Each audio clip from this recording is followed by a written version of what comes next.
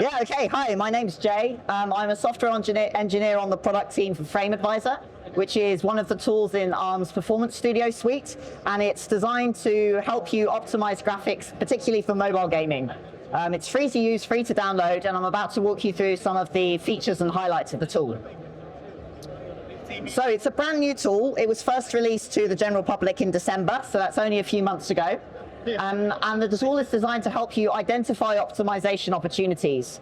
And it's designed to be easy to use. So even if you're using something like Unity or Unreal, where some of the graphics API stuff is abstracted away, this is designed to be accessible and to present the information in a nice, clean UI that you can see up there. So it's a frame-based profiler, which means that all you need to do is have a debuggable application running on a mobile phone. You install this on your desktop, and then when you connect via Android Debug Bridge or ADB, you can capture a couple frames. The tool records all the graphics API calls for you, and then it analyzes them and shows you the data. So some of the top analysis features are the render graph, the draw-by-draw review of the frame buffers as they intermittently render towards the final frame, and also there's some geometry analysis. And we'll go into all those things in just a moment. But first of all, let's kind of talk about why Frame Advisor is useful, particularly in the context of tile-based rendering. So ARM's GPUs are tile-based. So this means that if you imagine a 2D mobile phone screen, and you have tiles like in a bathroom dividing up the screen into different sections, we process the geometry and the primitives first to work out which tile on the screen they go in. And then afterwards, we do shading tile by tile. So each tile renders to completion one by one. So all of the shading is done using on-chip memory, which is really great for getting bandwidth efficient pixels. So for a really pixel-dense mobile phone screen, this is a pretty good design. But unfortunately, because the draw calls are divided up across all the tiles, because we shade one tile at a time, it means that if you try and time a draw call, you'll just get the time for a whole render pass. So Frame Advisor is designed to be an alternative piece of tooling to help you find ways to optimize beyond just trying to time the draw calls. Yeah, so this is a visualization of how the draw calls are kind of sliced and diced. As you can see, the green draw call is kind of representing one draw call, and then as we go tile by tile, it's cut up. So yeah, this is kind of why you can't time the draw calls. It's because from start to finish, you're just going the whole length of the render pass. So hopefully that helps you guys visualize that. Okay, so the first feature that Frame Advisor has is the render graph. So what this is a visualization of how the render passes are building up to the final frame.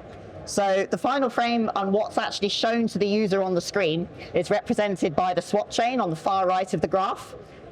The green nodes are the render passes, and the blue nodes in between, the dark blue ones, those are the attachments that are written to memory by a render pass and then read back in from memory by a next render pass that consumes it. So some of the problems we can identify on a render graph are on the right here, for example. We can see there's an entire render pass that's not actually contributing to the swap chain. So that's GPU work that's being wasted, and you can remove it completely from your rendering pipeline without any impact on what the user sees at all, because none of that was actually ever processed further or pushed to the screen.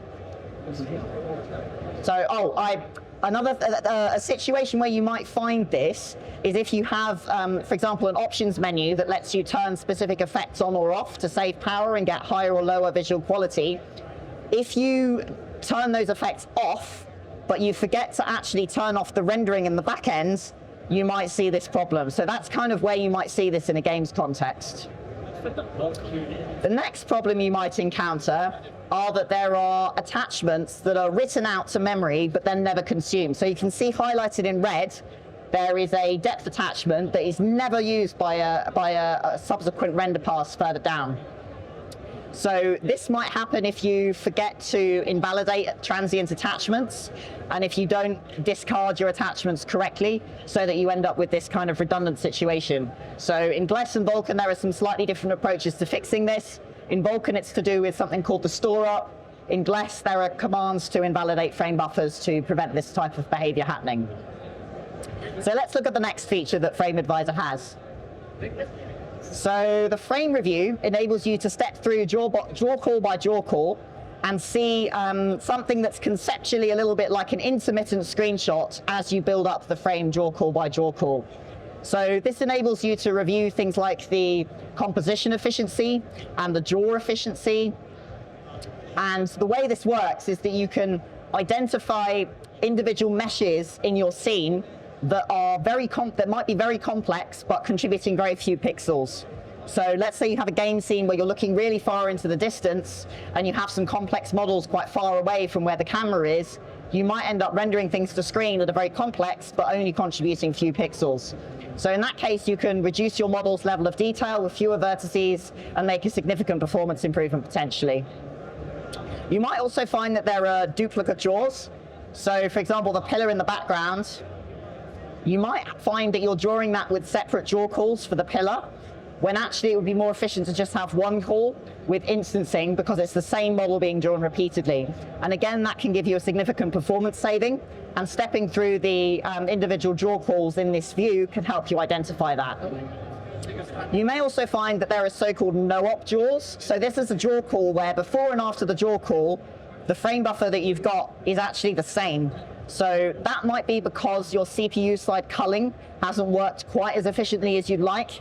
You might find that there's something being drawn that's actually occluded completely by another model in front of it. So this can again help you identify issues like that.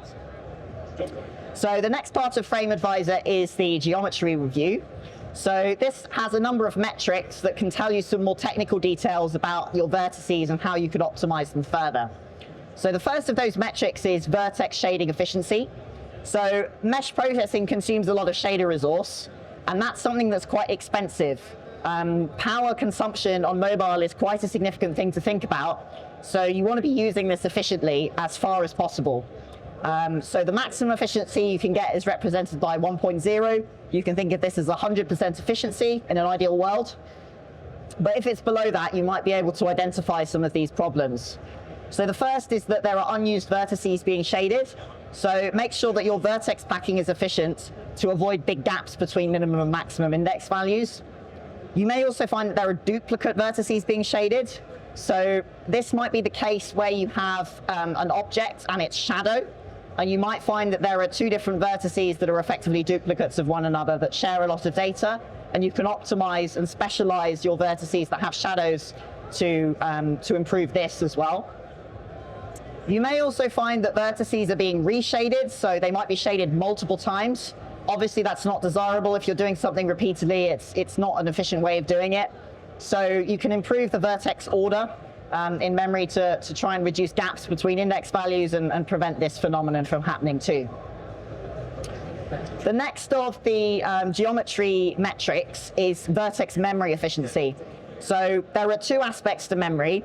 Firstly, there's an absolute amount of memory that's being used. Obviously, you want to minimize that.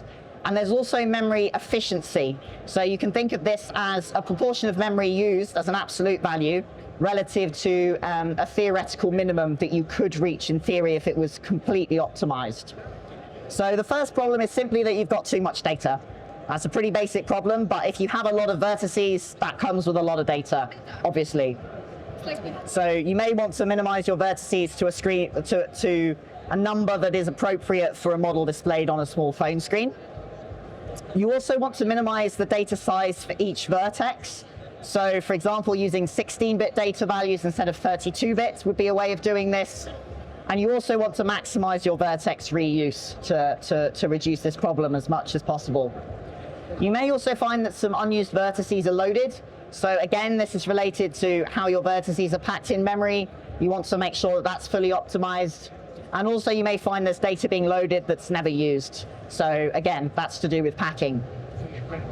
And there are more features to come. We plan to bring more analysis features to you as users.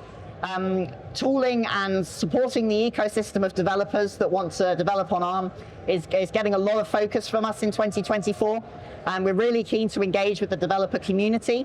So yeah, we'd love you guys to get in touch with your suggestions, your comments, likes, dislikes. Let us know what you think. And yeah, we'd love to give you a demo of Frame Advisor over the other side of the booth. We have a live demo. We can show you all of this stuff live and how it's working with a real example. So yeah, thanks so much for listening. And I'm now going to hand off to Robert, who's going to talk to you in a bit more detail about the developer ecosystem and how we want to support you guys. Thanks.